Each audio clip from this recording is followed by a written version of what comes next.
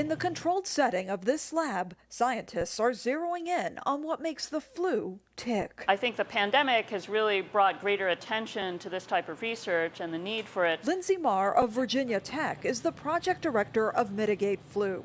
It's an $8.8 million nationwide project involving multiple universities, all working to get a definitive answer as to how the flu spreads. Conventional wisdom about the flu is that it's transmitted when people cough or sneeze in your face, and it's these large wet droplets that carry the virus. It lands on you and you get the flu.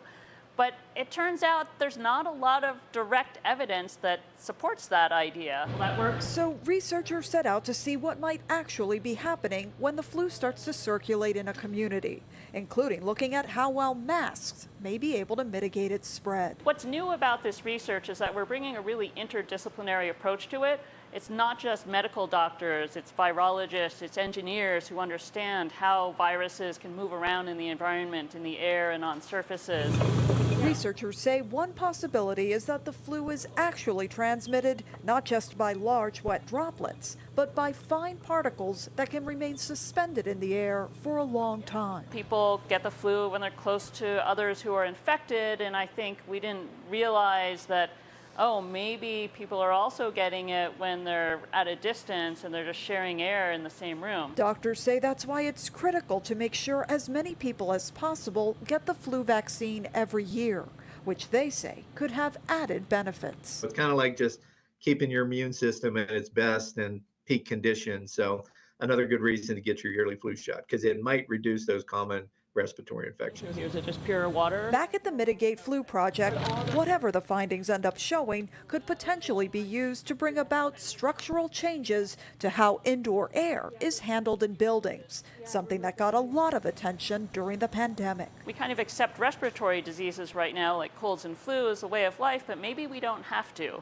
Maybe if we do start paying more attention to cleaning our indoor air, we could really reduce the burden that places on our health and society. So that everyone can breathe easier.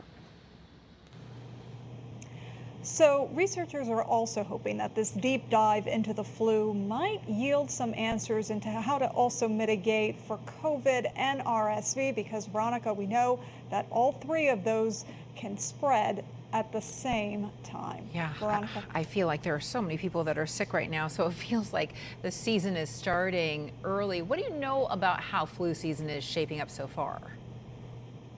Well, it is pretty early in the season right now, so most states have minimal cases, but there are some exceptions to that, and it's mainly in the South.